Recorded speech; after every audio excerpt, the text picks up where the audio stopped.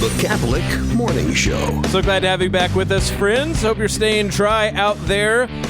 State fair time, so hopefully we get the sunshine coming out by the time you are all rolling around and visiting us by the Bill and Ann Riley stage out at the fair. It is the feast of someone very important, very elemental to the American spirit of Catholicism. Blessed Michael Joseph McGivney, of course, needs no introduction for the many, many Knights of Columbus that, of course, are part of the radio listening area here on Iowa Catholic Radio. But we're going to talk about him today, and who better to do that with us than our very own here on Iowa Catholic Radio, Faith and Family Finance, Greg Waddle. Greg, thanks for coming on the Catholic Morning Show. Absolutely. It's an honor to be here. I'm not used to doing this live, so no edits. No, yeah. you got to step up to the plate now. Let's go. You're like a one-take wonder, though. I mean, you come in, you rip off those 10-minute segments, nothing is, Jimmy taught me well. He basically said, I will not edit this, Greg.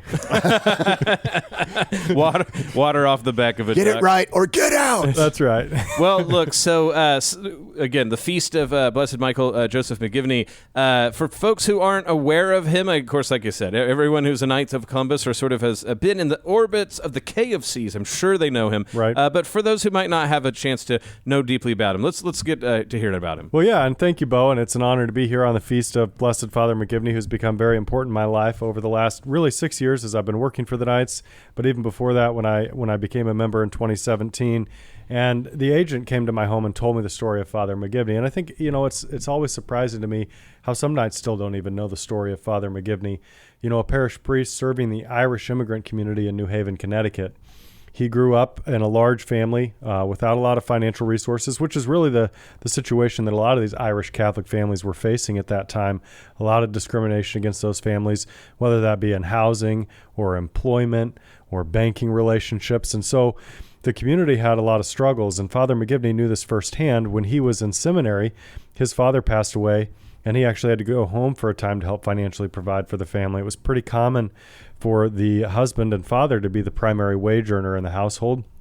And Father McGivney was so passionate about serving the community and giving himself to those in need. There's a beautiful story, a great book, Parish Priest, that really dives into Father's mission and his spirituality and his effort to serve these families. He spent a lot of time with a young man that ended up on death row and helped him convert to the Catholic faith. But the other thing that Father McGivney saw firsthand as an associate pastor there at St. Mary's in New Haven, Connecticut, was really the financial ruin of the families when a man would pass away. The state would actually come in and take the kids away from that widow because, of course, she had no resources. And they said, well, for the good of society, we're going to take these kids away. A lot of times they'd be split up, sent to different orphanages, definitely not raised Catholic. And the other thing that he saw was these families that were struggling to really engage in the faith, especially the men trying to lift themselves up by their bootstraps, trying to network and things like that with the heavy discrimination against their Catholic faith. A lot of times it would kind of challenge their resolve. And so Father McGivney wanted to solve this problem. He wanted to make sure that there was a financial protection in place for these families when the husband passed away. And he also wanted to make sure that he could help strengthen these men in their faith. And so what he ultimately did was he brought the men of the parish together. These 12 men formed the first Knights of Columbus Council in the basement of St. Mary's in 1882, and the primary objective of the order was to provide financial aid to the widow and the orphan. Again, all these men promised that if a brother knight passed away, they would raise the money to help pay for the funeral and keep the family together. And then they also obviously had this component of just bringing these men together and networking. Yeah, Greg is, of course, talking about something that you might be familiar with, the Knights of Columbus as agents of life insurance. But maybe it's not readily apparent how precisely this idea of providing financial stability and Father McGivney's evangelization of the culture that was already primarily Irish Catholic, how those go together. So Greg Waddle, Knights of Columbus, speaking about Blessed Michael McGivney's life, if we can dive into that, how is it that this financial stability is not just, this financial thing the Knights do and then also do volunteering? Why is it that because of Father McGivney, the Knights see these as two sides of the same coin? Well, absolutely. And thank you for asking, Bo. it goes right back to what I was just starting to share about how these families had no financial windfall. So the Brother Knights promised that they would raise the money to help keep that family together. So our core principles are charity, unity, and fraternity. So when you join the Knights, and a lot of people really see the forward-facing side of the Knights, right? That would be the Tootsie Roll drives, which here in Iowa raise over $50,000 almost every year for the Special Olympics. That might be the pancake breakfast. A great example is over the last in January, all the councils in the Des Moines Metro raised $20,000 in the course of a month to help place a third ultrasound machine for intervisions. That's really what the Knights is about. We've got 2.1 million members around the world. We donate over $190 million to countless charities last year alone.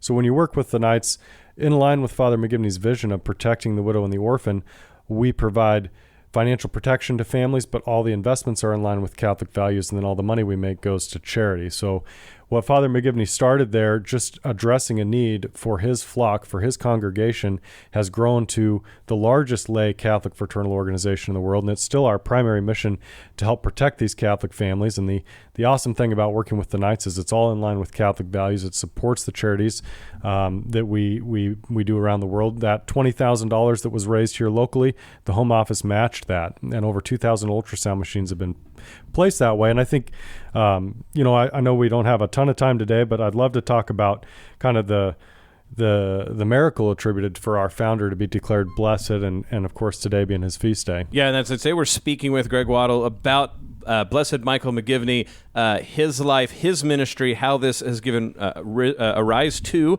the modern Knights of Columbus and all of the ways that they affect communities. But Greg, if you don't mind, let's hear about what it is, the miracle associated with your founder. Absolutely. Well, today, real quick, is obviously his feast day, but it's interesting because it's sandwiched in between his birthday, which is August 12th in 1852, and the day he passed, which is August 14th, 1890. So we've got like a 3-day celebration of Father McGivney right now. But it was in 2015 when a family, in fact, a general agent with the Knights, so like my boss, had an unborn child that was diagnosed with a fatal disease and was not expected to be born alive.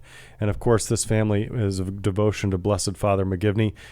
Obviously, his father works for the Knights of Columbus. Not only did the family pray to Father McGivney for his intercession to heal their unborn child, but the Knights of Columbus community as a whole did. And so their child was ultimately healed. They went to 3 different doctors that said that little Michael had been completely healed of this fatal disease. And he was 8 years old when his founder, or our founder, his namesake, was declared blessed there. And we actually have more miracles under review for our founder to be declared a saint, which is very exciting, and I hope to see that in my lifetime. Yes, the power of the saints, of course, not only what they do during their lifetime, but the way that they continue to intercede, both miraculously and in a more foundational way. We're speaking with Greg Waddle of the Knights of Columbus because today is the feast of Blessed Michael McGivney. Before we let you go, when people think about, okay, if I want to join the Knights of Columbus, or if I want to, have life insurance with the Knights, yep. To your mind, when you are offering those things, these pathways for people, how is this one more way to celebrate the legacy of all that Blessed Michael McGivney did? Well, absolutely. I think what Father McGivney did was he gave tirelessly to support those in his community, those that he was called to serve, whether it was leaving seminary to go take care of his family, whether it was taking his limited free time to visit this young man in prison on death row and help him convert, whether it was calling the men together in the parish to find a way to create that social support network. He was tirelessly giving of himself. And that's one of the things that I love about the Knights of Columbus is there's so many different things for different people, whether it's just getting connected with the men or the families in your parish to give back, if it's just being aware and being invited to be a part of the things that are going on around the world, right? Knights around the world supported providing humanitarian aid to families that had to flee their homes when the conflict in Ukraine occurred. And the members in Ukraine were the ones that delivered that help, right? We were united across the world in that way.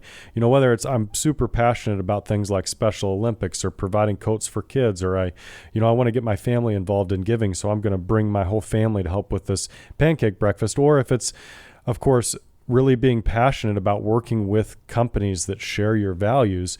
When you work with the Knights of Columbus for financial protection and our subsidiary Knights of Columbus Asset Advisors for investments, not only are we guaranteeing that everything we do is in line with Catholic values, as a fraternal not-for-profit, all the money we make either goes to charity or back to our members in the form of a dividend.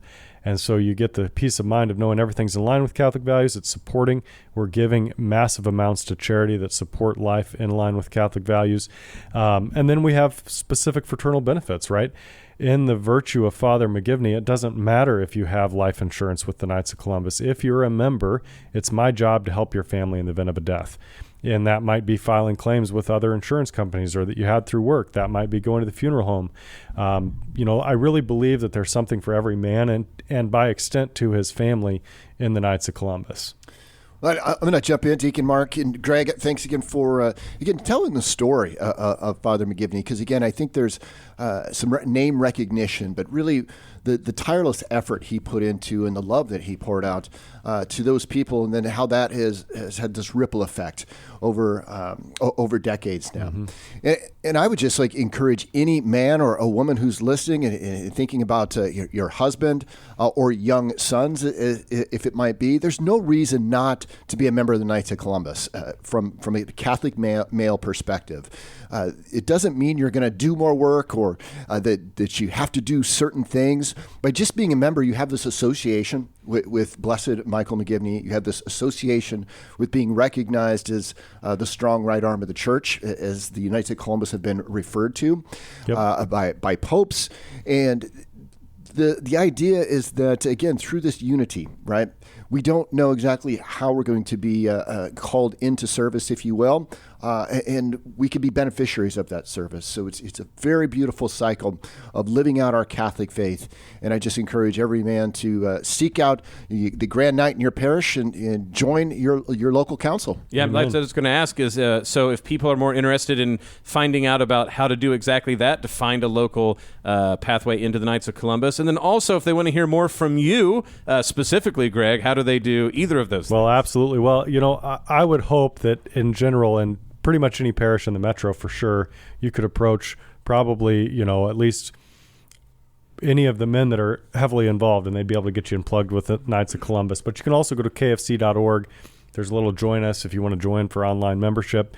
And then, of course, I have the honor and privilege of the Knights of Columbus Faith and Family Finance Show, where we talk a little bit about some of the financial protection available, but we also have great guests on that talk about a lot of the awesome things that the Knights are doing here locally and around the world.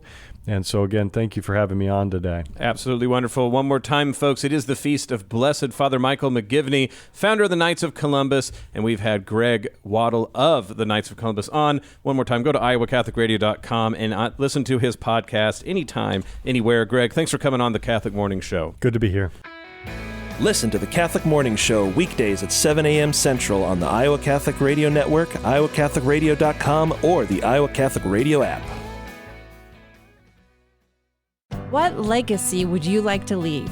As part of the Legacy Society, your gift supports the future of the Iowa Catholic Radio Network. By participating in the planned giving process, you can be assured that when you leave this earth, your charitable gift will continue to support this apostolate and its mission of connecting people to Christ. If you're interested in including Iowa Catholic Radio as part of your charitable gift planning, call me, Belle Marasco, at 515-223-1150. Thank you for your prayerful support.